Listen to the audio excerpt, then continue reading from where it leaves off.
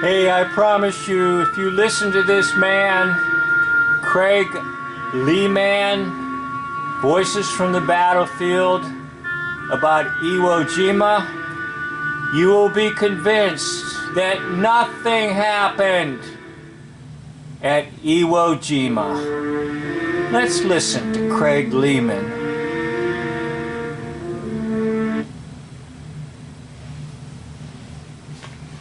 Then we're dug in, and we stayed on that place for the next 5 days. Every day at dawn, we would get up and attack. We would I would hear from the captain that at dawn we're going to get up and we're going to attack. First there'd be an artillery. Every day we get up and attack. Just like every day you get up and go to school, huh? Look at the snicker. I mean, he snickers so much in this, and he'll laugh hysterically because he's just making this stuff up as he goes along. Then we're going to go forward and just wipe these guys up. Well, the artillery barrage would come, and then we would get up out of our holes and go a few yards, and there'd be machine gun fire heads. We'd have to hit the deck and eventually go back to our holes because there was no way. So, it's so funny. We get up out of our holes, walk a little bit, there's machine gun fire, we go back in our holes. Just look at him, he's filled with hysterical laughter inside of his belly. And I don't even think he wrote a script. He's just making this up as he goes along. Could move, we were just pinned down. In fact, that next morning was about the worst time I ever had on Iwo, because the very next morning we were out for this attack, and we get pinned down, and we have a bunch of guys hit, and the corpsman would come up to take them out. The corpsman would get hit.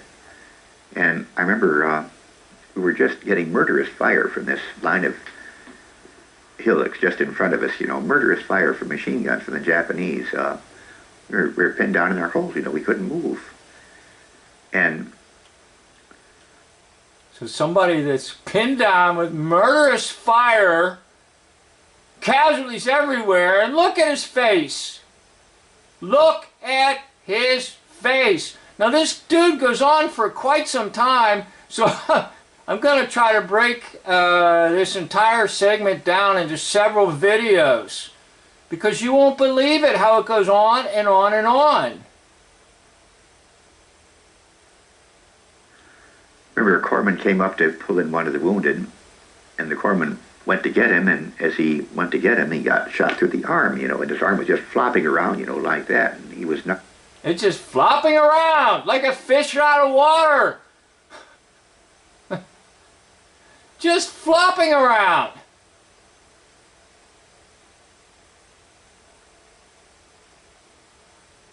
Tom, and of course he got up and ran. He got over to our holes, he got hit again, and reached up and pulled him into our foxhole.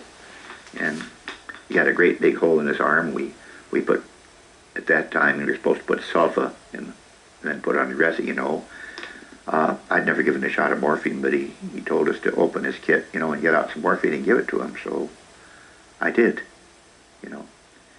And maybe he took some morphine before this interview. What saved us was fog. Fog. Did you see him pause? He was pausing because he's making this up as he goes along.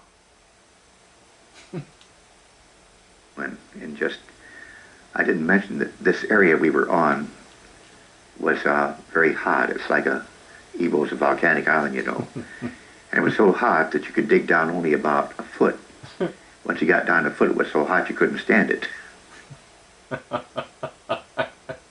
I'll bet you can't stand this video either, because it is so full of malarkey. And he knows it too. Look at him. He's just having a grand old time making up the stupidest stuff about Iwo Jima. So you could dig a foxhole only about a foot. Fortunately, there were other holes there that the Japanese had made, and there were shell holes we could use for foxholes, and dig a foxhole in the bottom of that, So we were enough underground. It was be safe. But by evening, after a full day, it was cooled off enough you could dig down about another 6 inches. The good part of it was if you wanted to cook anything, like a sea ration, all you had to do was punch a hole in the can so it wouldn't explode, and put it in this hot soil and it would cook.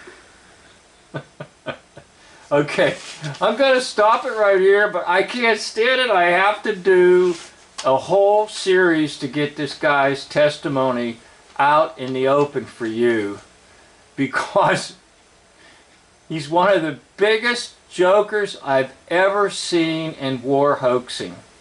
Again, he's talking about the Battle of IWO JIMA. And again, if you listen to him, you'll be convinced that nothing happened there except maybe some people made some goofy films. Thank you for watching. Get to the second part of this interview. End of video.